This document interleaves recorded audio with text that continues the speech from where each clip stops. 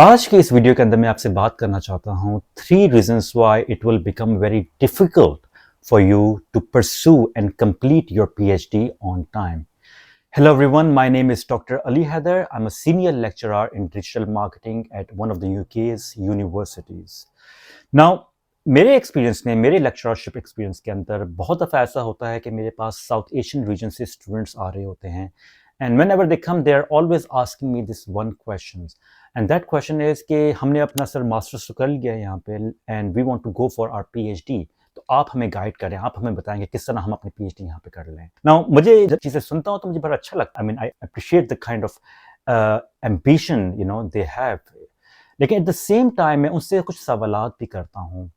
And one of the major question I ask them about is कि why do you want to go for a PhD? What is your rationale behind it?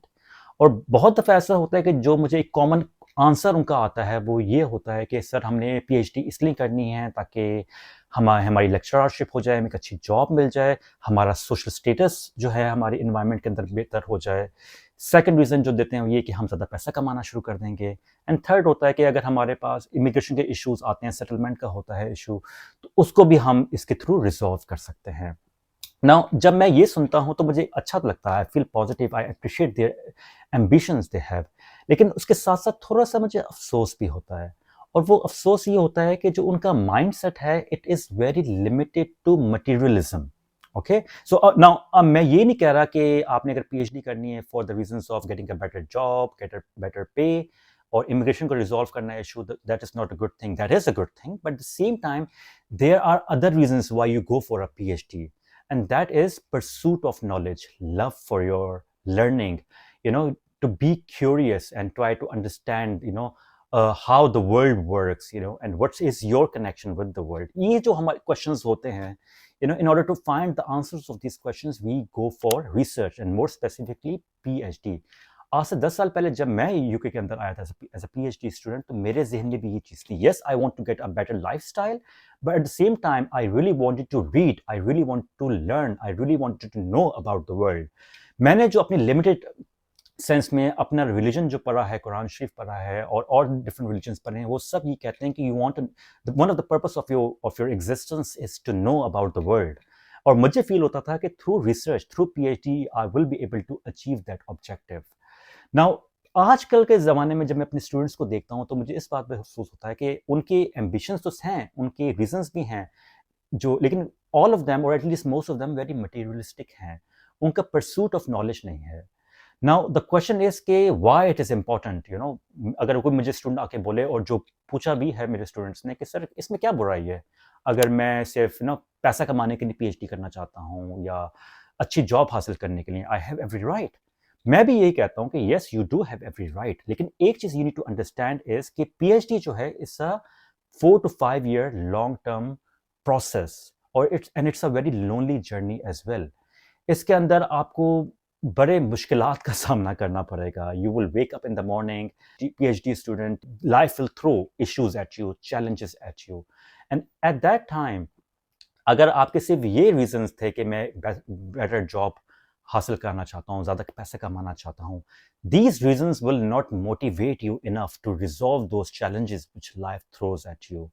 उस वक्त you will need your passion to learn, to know about the world, your curiosity to know how the world around you works, through your PhD.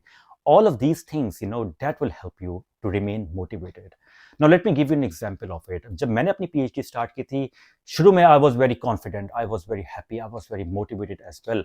और मुझे लग रहा था 4-5 सालों में मैं दुनिया को फतह कर लूँगा. I will get a Nobel prize as well, and I will of course, job का क्या मसला है, जॉब भी मिल जाएगी. लेकिन हुआ ये कि विद इन फ्यू मंथ्स में ये जो शुरू शुरू में जो मोटिवेशन होती है ये डिप डाउन होना शुरू हो गई.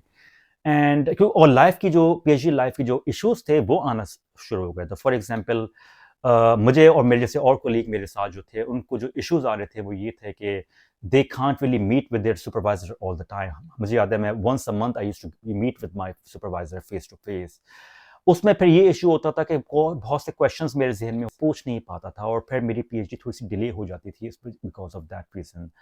अदर रीजंस बीइंग के आते थे लाइफ के अंदर के अगर आप specially if you are a PhD student, you want to know how to structure your thesis, how to write your introduction chapter, your literature review, methodology कैसे लिखनी है, उसमें जो सिलेक्शन ऑफ मेथडोलॉजिकल टूल्स हैं उसको जस्टिफाई कैसे करना है, इस तरह के बहुत सारे इश्यूज आते थे. And you just don't have the right people at that time कि जो आपकी हेल्प कर दें. ऑफ कोर्स मेरे सुपरवाइजर थे, लेकिन आप उनको कितना तंग कर लेंगे और वो कितना आपकी बातें सुन लेंगे. So these were some of the issues, and specially जैसे मेरे साथ भी था, अगर आपके पास फैमिली भी है तो it becomes very difficult to create work life balance. क्योंकि होता ये था कि अगर आप बच्चों को ज़्यादा टाइम दे रहे हैं या अपनी जॉब को ज़्यादा टाइम दे रहे हैं, तो आप इसका मतलब है कि आप अपनी PhD को कम टाइम दे रहे हैं. तो और अगर आप PhD को ज़्यादा टाइम दे रहे हैं तो फिर आपकी जॉब सफ़र करेगी, आपकी बीवी बच्चे सफ़र करेंगे. अब जॉब भी इंपॉर्टेंट थी, स्पेशली मेरे लिए, क्योंकि मैं तो इंटरनेशनल स्टूडेंट था. आई हैड टू जो पैसा मैं कमा रहा था, it was going towards my PhD fees. तो मेरे पास तो चॉइस भी नहीं थी कि मैं जॉब छोड़ दूं. तो इस तरह के बड़े मसले मसाइल आ रहे होते हैं. Now at that time I realise कि because I loved what I was doing, I loved my research and I wanted to know more and more about it. ये इस चीज़ ने मुझे मोटिवेट किया, परसिस्ट किया कि मैं कंटिन्यू करूं without I yes there were problems, there were issues, लेकिन मेरे जहन में था कि since I love my research so much, I really want to get the answers of my PhD research questions. So that made me motivated, encouraged me कि no matter, doesn't matter कि life में कितने issues आ रहे हैं, कितनी problems आ रही हैं, I will remain persistent. मैं लगा रहूंगा and I will make sure कि I achieve my objectives. And that is something I will tell you guys as well कि अगर आप इसलिए PhD कर रहे हैं क्योंकि आपने पैसा कमाना है या अच्छी जॉब मिल जाए, if that is just the reason, don't do it. And believe me, as a lecturer I can tell you कि इस फील्ड के अंदर पैसा इतना ज़्यादा नहीं है. इवन आप ज़्यादा कमा भी होंगे, अच्छा खासा पैसा आप टैक्स में दे भी रहे होंगे. साथ साथ अगर आपको लगता है कि एक जॉब अच्छी मिल जाएगी या एक लॉन्ग टर्म जॉब होगी, ये भी बहुत गलत है जो लोग सोचते हैं. क्योंकि रियलिटी ये है कि आज आपके पास जॉब है, कल ना हो, एंड कोई भी आके आपकी जॉब ले सकता है. कोई भी पॉलिटिक्स हो within your organization, within university, and they can easily kick you out. Doesn't matter कि आपने कितना अच्छा काम कर रहे हैं. तो ये चीज़ें you have to keep in mind. Second reason जो why I should never ask you guys to go for your PhD is अगर आप में ये ability नहीं है to ask questions. Now from your teachers. अब just to give you some context about it, होता ये है कि जब हम पाकिस्तान, इंडिया, बांग्लादेश वगैरह में रह रहे होते हैं, and as we go into the schools and colleges there, एक चीज जो हमारे माइंडसेट में डाल दी जाती है बचपन से, वो ये है कि आपके जो टीचर्स हैं, they are like your gods, and since they are gods, they know better than you, and that is why whatever they are telling you, you should listen to that, you should accept it, you don't question them, you never challenge them. और कभी अगर आप कर भी देते हो तो वो आप पे गुस्सा हो जाएंगे, आपसे नाराज हो जाएंगे, या सारी क्लास के सामने आप पे हंसेंगे. And because of these reasons we create a mindset कि जहाँ पे हम गुनाह समझते हैं कि अगर हम टीचर से कुछ सवाल पूछें ना. होता ये कि जब हम इस माइंडसेट के साथ वेस्ट में आते हैं for our PhDs, यहाँ पे issues आते हैं हमें, क्योंकि यहाँ पे जो teachers होते हैं, they don't have that mindset. They actually encourage students to question, to challenge them as well. और जब आप यहाँ पे question नहीं करते, उनको challenge नहीं करते, तो in their minds they are thinking कि यार इस बच्चे को या इस बंदे को तो सब कुछ पता है या already पता होगा, तो that is why they are not questioning. अब आपके माइंड में आपको ज़्यादा पता है, आपको फील होता है कि यार मेरे पास तो क्वेश्चंस हैं, आई डोंट नो कि मैं लिटरेचर रिव्यू कैसे करूंगा, आई डोंट नो कि मैं डेटा कलेक्शन कैसे करूंगा. मैं पूछना भी चाहता हूं, लेकिन मुझे डर है कि वो मुझसे नाराज हो जाएंगे या गुस्सा करेंगे या हंसेंगे मेरे ऊपर, तो आप पूछ नहीं पाते. तो that is something I would suggest कि आप इसको रिजॉल्व करने की कोशिश करें, क्योंकि अगर आप सवाल नहीं करेंगे तो उनको पता नहीं चलेगा, और उनको पता नहीं चलेगा then they will not be able to help you, और आपकी PhD जो है और डिफिकल्ट हो जाएगी और डिलेड हो जाएगी. बहुत दफ़ा मेरे साथ भी हुआ है, मेरे कोलीग्स के साथ भी हुआ है कि हम शर्मा शर्मी के अंदर जो है ना अपने टीचर से बात नहीं कर सके. सवाल हमारे जहन में मंडला रहा था, लेकिन हम उसका आंसर नहीं, क्वेश्चन नहीं पूछ सके उसका, एंड उसकी वजह से I suffered personally as well. तो that is a second thing. Third reason जिसकी वजह से आप शायद it will become very difficult for you to go for your PhD is if you don't have faith and be persistent. अब इसका क्या मतलब है? इसका मतलब है कि अगर आप कोई भी रिलीजन हो, आप बिलीव करते हैं किसी भी रिलीजन पे, आप अपने खुदा पे बिलीव करते हैं, See, in the same light, you have to believe in your PhD. You have to believe in yourself, your ability to pursue and complete your PhD as well. अगर आपके अंदर ये फेथ नहीं होगा, ये बिलीफ नहीं होगा, then it becomes very difficult, क्योंकि लाइफ में, पीएचडी की लाइफ में, पीएचडी की जर्नी में there will be a lot of issues, there will be a lot of struggles as well. लेकिन अगर आपको ये होगा कि यार I am not good enough, और माई पीएचडी जो रिसर्च है is not good enough, then it will become very difficult. Second चीज, you need to be persistent. तो ठीक है, I know I am pursuing my PhD and you need to accept that there will be problems. You know, ऐसा नहीं होगा कि आप आंखें बंद करेंगे आपकी पीएचडी हो जाएगी या बड़ी इजी होगी लाइफ जर्नी पीएचडी की.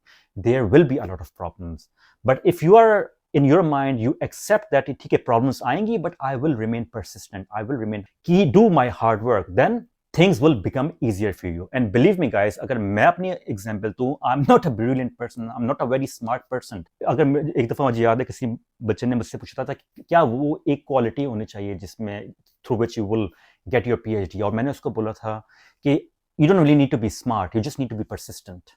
You know, लगे रहो, करते रहो मेहनत. Yes, 10 दफा गिरोगे लेकिन दोबारा उठो और फिर आगे बढ़ो.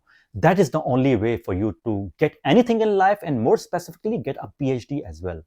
So these are some of the things I wanted to tell you guys today. अगर आपने PhD करनी है तो सबसे पहले तो you need to have a clarity of purpose. PhD सिर्फ इसलिए नहीं करने कि ज़्यादा पैसा कमा लूँगा या ज़्यादा अच्छी जॉब मिल जाएगी, but because I love knowledge, I want to pursue knowledge, because that is how I would grow personally, professionally as well. Second is, question your teacher. Don't feel afraid. Challenge them. Challenge the status quo. That is the reason you're doing PhD. PhD is all about creating new knowledge. Third is, you need to have faith in your ability that I will be able to do my job. I will be able to get my PhD done on time. अगर ये तीन चीजें अगर आपकी life के अंदर होंगी, believe me, it will become much easier for you to pursue PhD, complete it, and then reap benefit of it as well. Not just non-materialistic benefit, but materialistic benefit as well. Of course, you will then have more opportunities to get a better job. You will have more opportunities to get a better lifestyle, more money as well. So this is something I wanted to share. I hope it made sense to you, and thank you very much for listening to me, and I'll speak to you soon. Take care.